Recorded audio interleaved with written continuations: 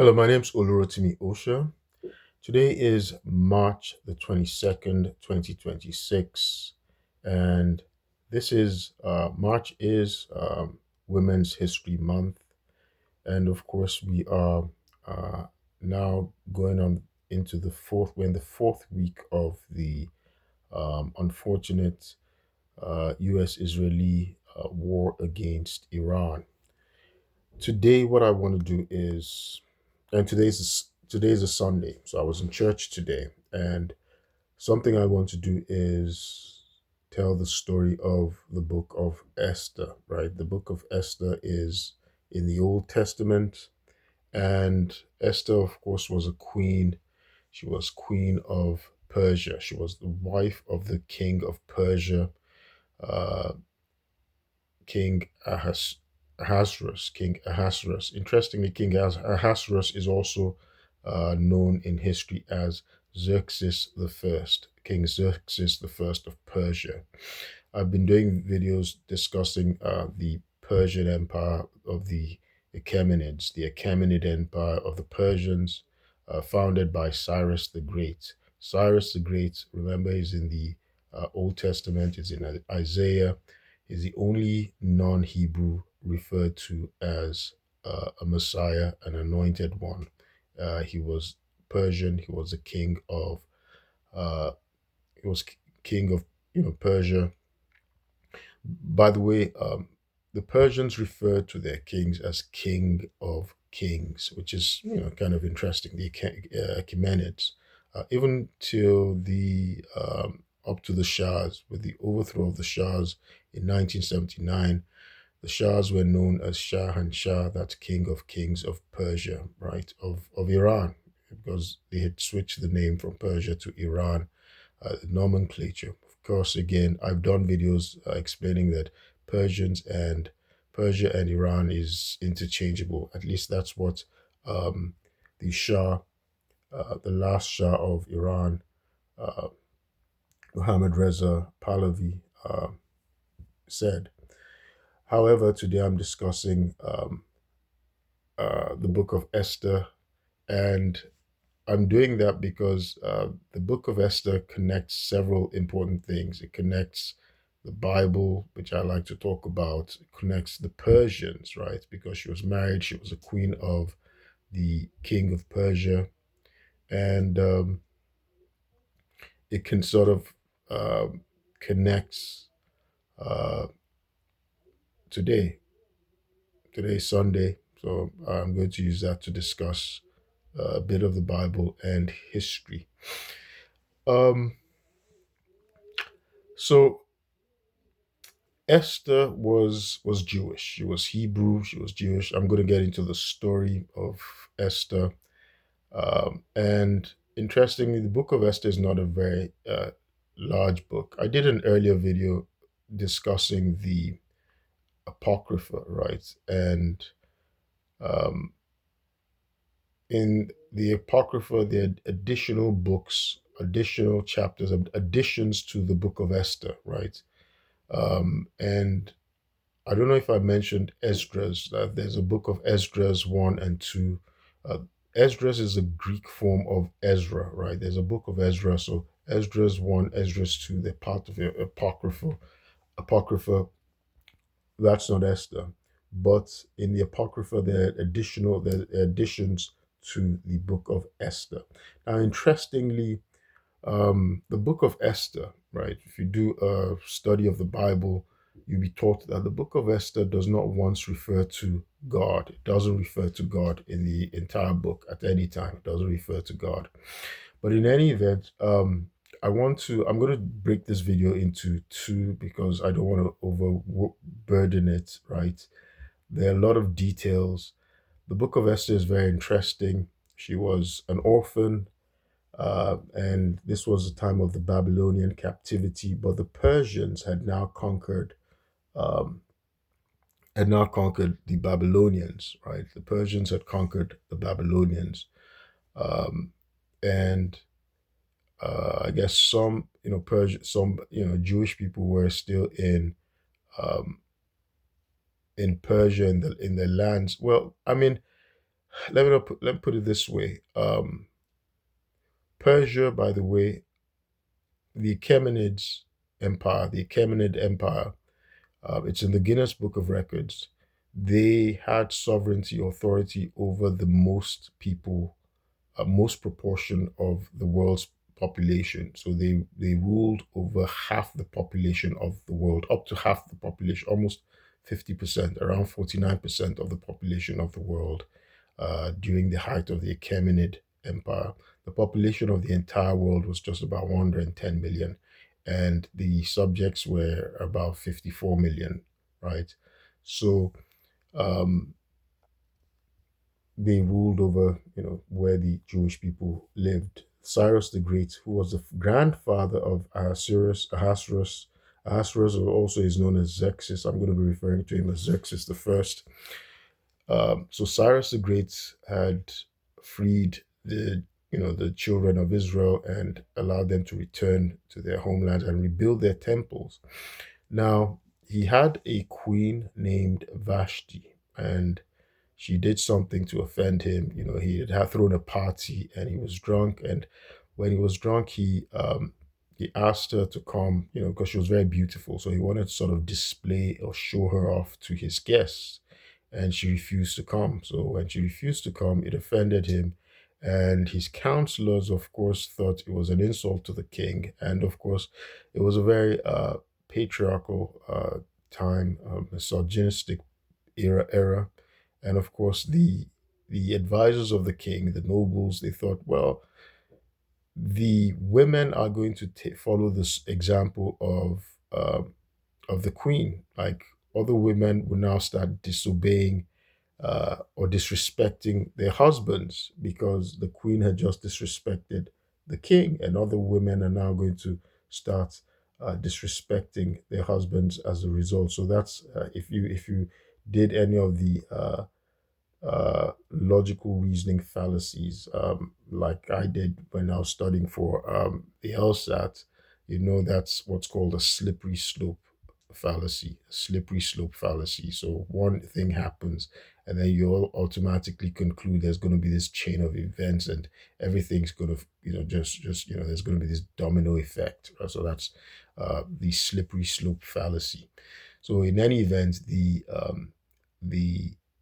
uh, the counselors, advisors of the king were able to persuade the king, that's Xerxes, to hold like a beauty pageant to get a new wife, a new queen to replace Queen Vashti. Queen Vashti was very beautiful, so he was going to look for somebody more beautiful than Queen Vashti to replace her, and that he should issue an edict, right, that she was never to see him again, right, as a punishment, and he did. So this is how the story of Esther comes into the picture. So Esther was the cousin of Mordecai, a Jewish man named Mordecai.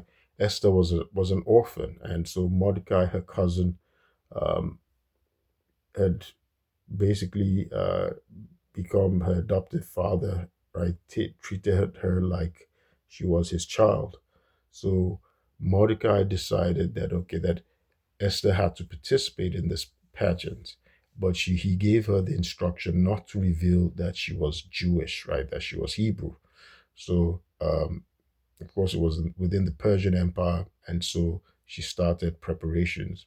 Now, we are told in the book of Esther that this pageant started in the seventh year of the reign of Xerxes the First, or also known as King Ahasuerus, right? King Ahasuerus, right, of Persia.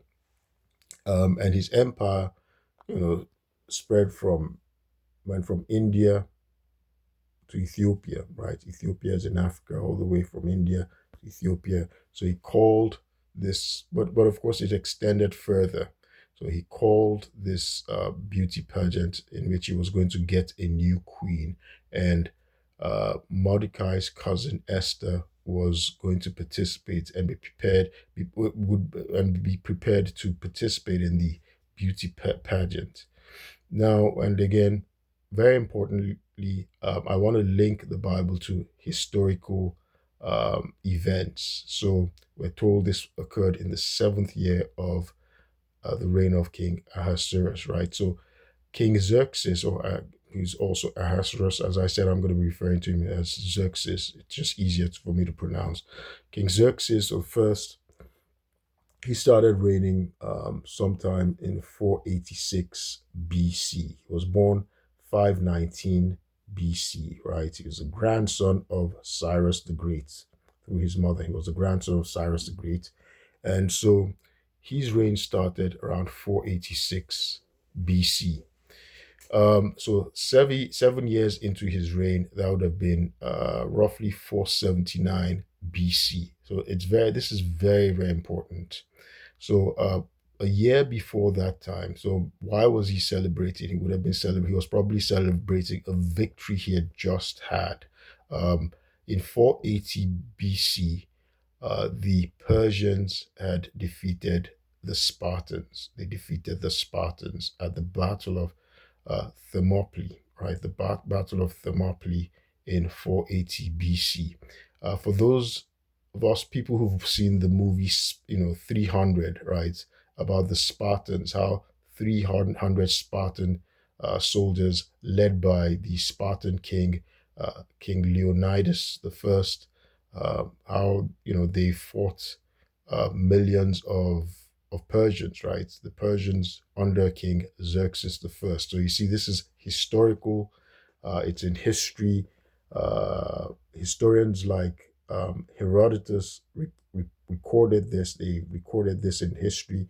According to Herodotus, though, Herodotus says that the the Persians, their soldiers uh, numbered around 2 million. So that's what Herodotus says, 2 million people. And so the Spartans, that is a huge disparity in numbers, right? So the Spartans were supposed to have about 7,000 men. So this is also interesting to modern events, right? We've been talking about the Strait of Hormuz, which Iranians have now held. They've held hostage. It's in their control, and that Strait of Hormuz in the U.S.-Israeli Iran war. Uh, it's adjacent to Iran, and the Iranians have been able to hold that strait, and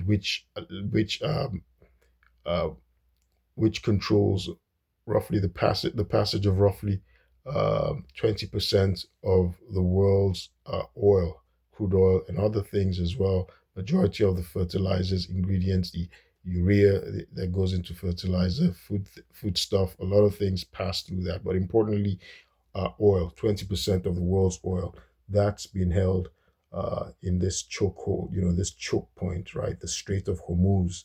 I'm referencing this because there was a strait that was involved as well, was near the site, the theater of Thermopylae, right?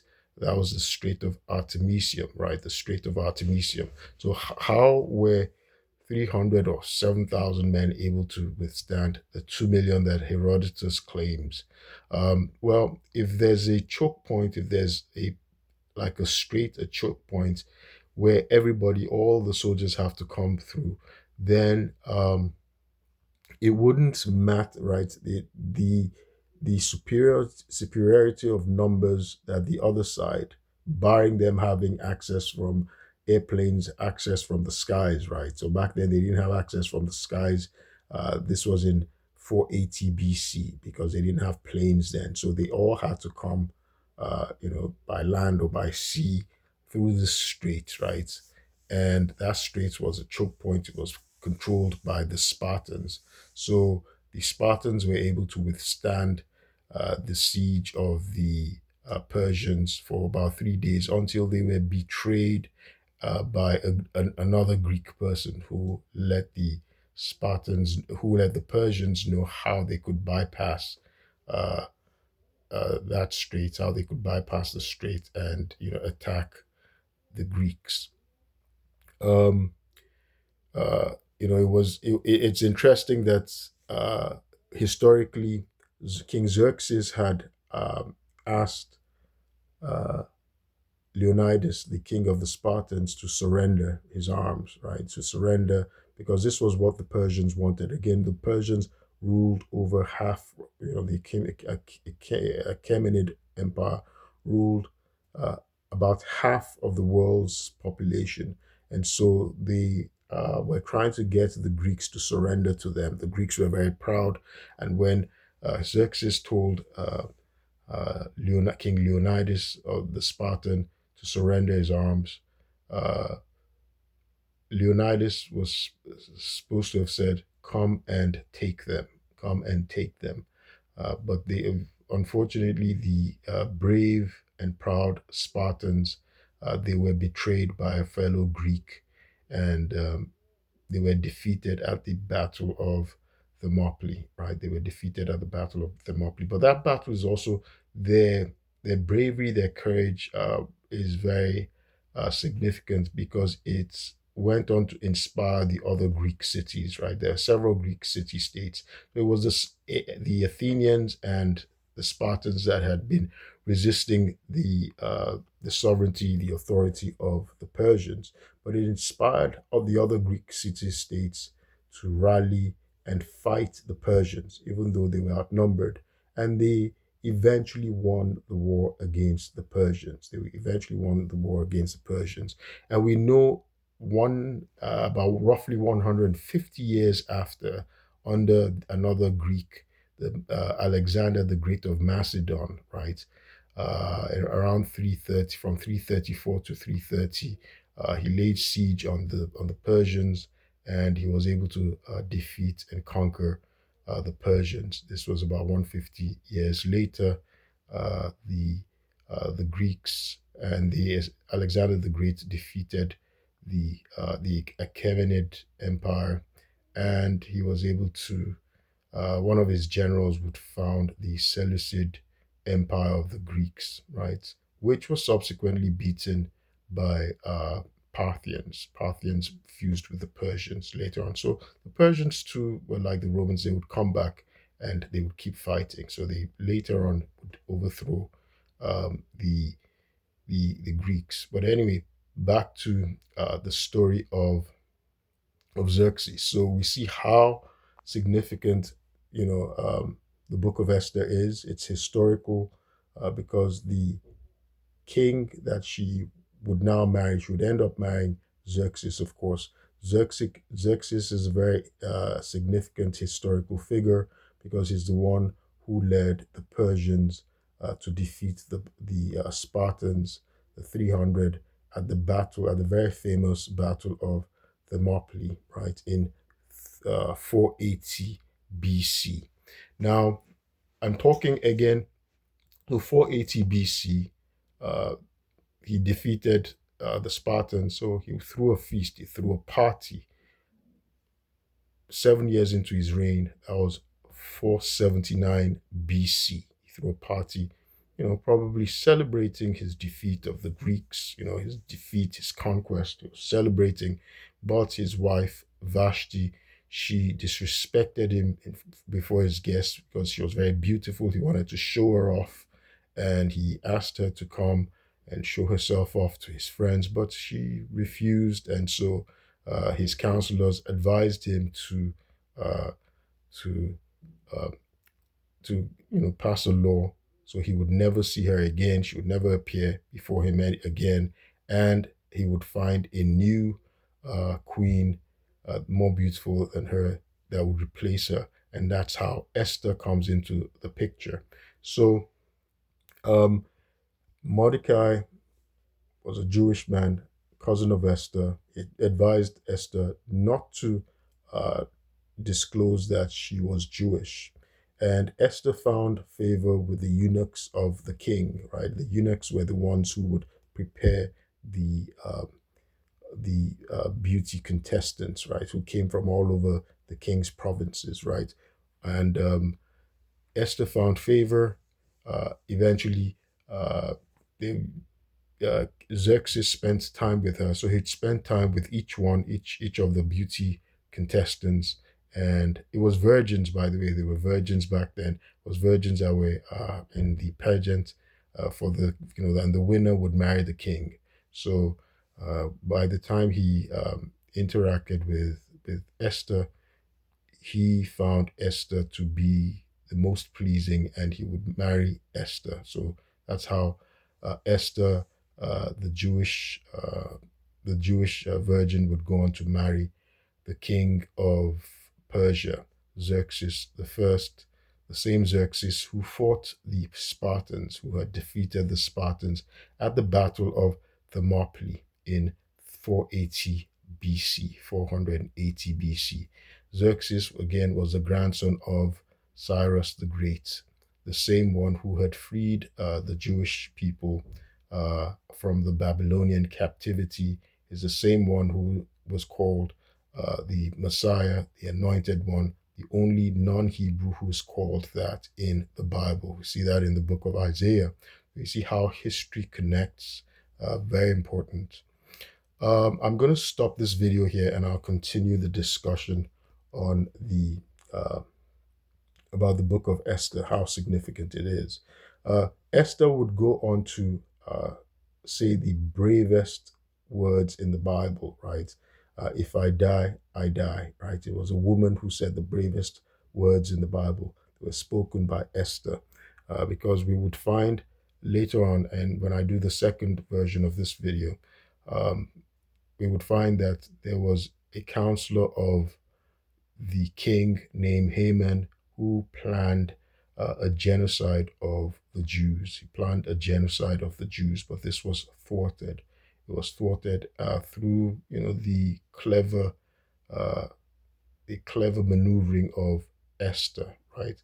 And so I would continue that in the second part of my discussion on the book of Esther and the Persians, the connection to the Persians and, I guess, the Greeks. My name is Osha, and I will keep you posted. Thank you.